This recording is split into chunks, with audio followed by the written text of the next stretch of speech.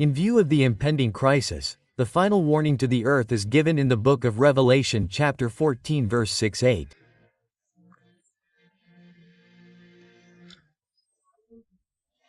A very solemn appeal is given against the cult, the beast, his image, and the reception of his mark.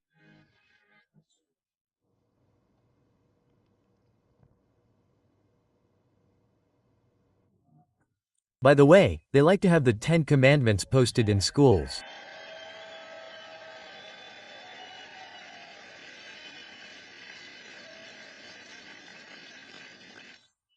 They think it's such a bad thing. I said, has anyone read it? Thou shalt not steal it. Quote. I mean, has anyone read this incredible stuff? It's just incredible. They don't want it posted. Several states in the United States are introducing bills requiring the 10 Commandments to be displayed in public schools. Louisiana is the first state to require the 10 Commandments to be displayed in every classroom. In the South, there's a Republican senator pushing to require all classrooms to display the 10 Commandments. In Texas, bills are being discussed requiring public schools to display the 10 Commandments. In the North, a state legislator wants to bring back the 10 Commandments. A Georgia lawmaker is advocating for the 10 Commandments to be added to all public schools. Also, legislation in the House Education Committee in Idaho would require public schools and universities to display the 10 Commandments. In Alabama, a public hearing was held on a proposal to display the 10 Commandments in all public school buildings and universities. Finally, a bill is being proposed that would allow teachers and administrators to post and teach about the 10 Commandments.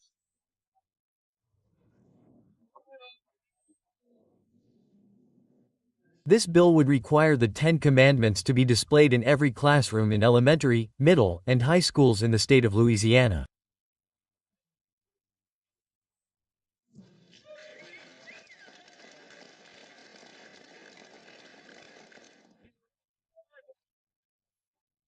Because if you want to respect the rule of law, you have to start with the original lawmaker, who was Moses, Christianizing America.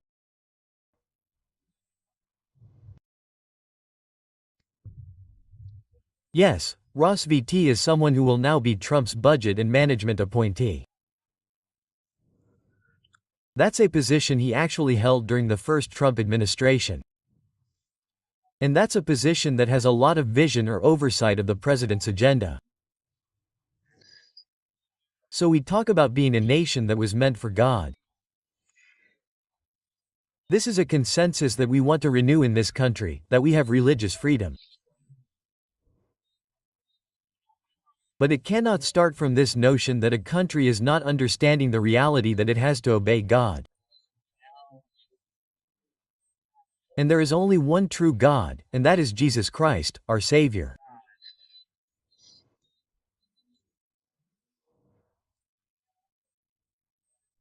You hit on the first priority of our organization, which is to reclaim a sense in this country, a consensus that we are not a secular country, that we are a Christian nation.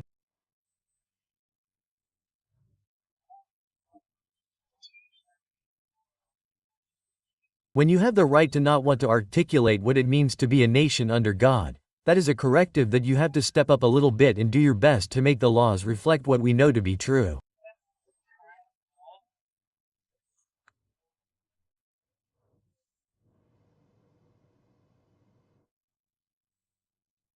Sunday legislation, Bill 2025. Heritage does an incredible job and they are going to lay the groundwork for detailed plans for exactly what our movement will do. And what will your movement do when the American people give us a colossal mandate to save America? And that is coming. Donald Trump has tried to distance himself from the 2025 agenda many times.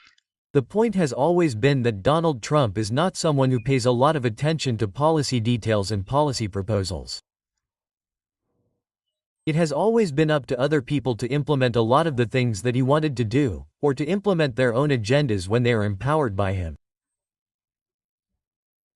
The people who wrote the 2025 agenda are writing what they want to do, and those are probably people who could serve in the Trump administration.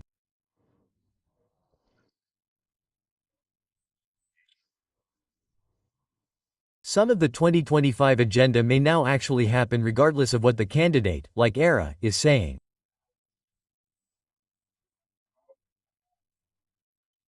That's fair enough, and there's no doubt that it will happen.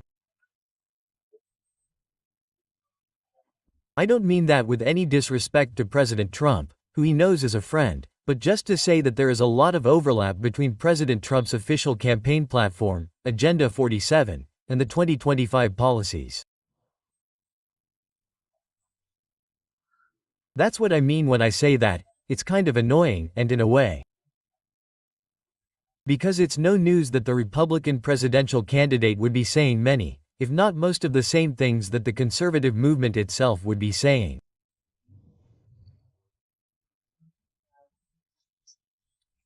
Our recent statement, or a recent statement that you may have seen, you may have even signed, asked to quote, restoring to our nation a proper public orientation to the virtues of patriotism and courage, honor and loyalty, religion and wisdom, congregation and family, man and woman, the Sabbath and the sacred, reason and justice.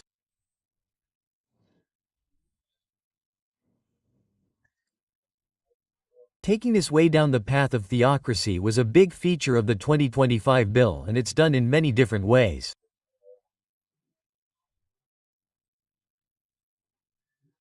So they have provisions to effectively codify the Christian Sabbath into Sunday, penalizing employers by forcing them to pay overtime if an employee is asked to work on the Christian Sabbath.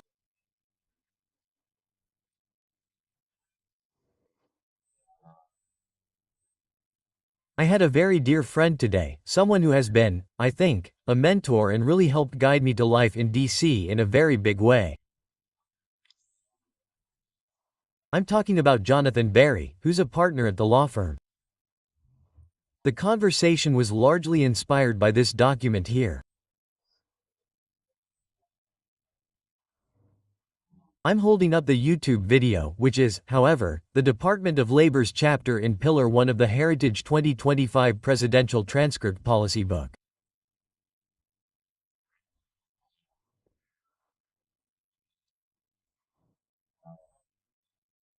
The proposal that's in our book is to amend the federal overtime law, the Fair Labor Standards Act, to require that overtime be paid for all work performed on Saturday.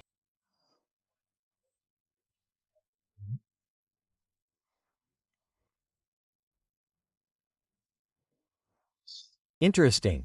Yeah. So I don't think Congress has the authority to mandate like a nationwide Sabbath shutdown.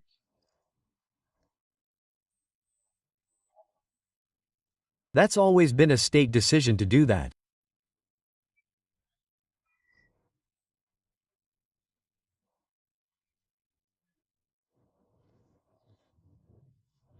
But let me add, it's always been a state decision, because the big picture, how we sell America on this vision that work is good and sacred, and also what we're going to do on day one with the new Secretary of Labor, something that I really would encourage.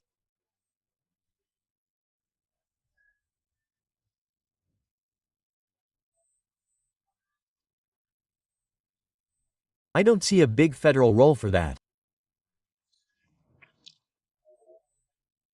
I think that's more a matter of state and local law, enforcing Sabbath rest laws where possible.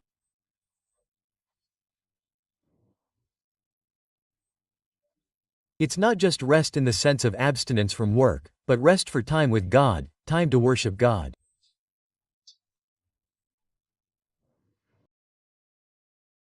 America's Holy War. An hours-long grilling of President-elect Trump's most controversial pick with heated questioning from Democrats. The hearing also put a spotlight on protesters' claims of controversial aspects of his faith, shouted by protesters.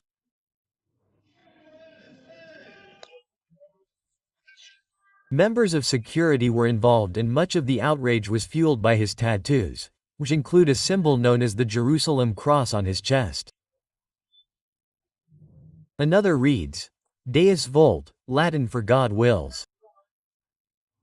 A common rallying cry during the Crusades, the religious wars waged by Catholics to convert Muslims millennia ago. Hexit is often vocal about his tattoos, which are important to him. He began getting them around 2016, with the first one featuring a cross with a sword running through the middle. He said it was a tribute to one of his favorite Bible verses, Matthew chapter 10 verse 34, which is often interpreted by those who advocate a Christianity focused on war rather than peace. The verse says, I come not to bring peace, but a sword. This idea is tied to the image of the Crusader knight waging holy war against Muslims and Jews. In the book of Etah, he talks at length about the story of Gideon from the book of Judges. What stands out to him about Gideon is that his first step was to purge his internal enemies. After that, he emphasizes another part of the story. When Gideon goes to war and after winning the battle, he orders his men to hunt down and eliminate all of the Aryan force. This idea is symbolized in the tattoo sleeve of Deep that mixes American nationalism with images like the AR-15 folded into an American flag. Our time calls for an American crusade. Yes, a holy war for the just cause of human freedom. We make so many assumptions about where our culture is. We are wrong. If we do not wage a crusade, a holy war, a holy, just war for freedom, we will not save it.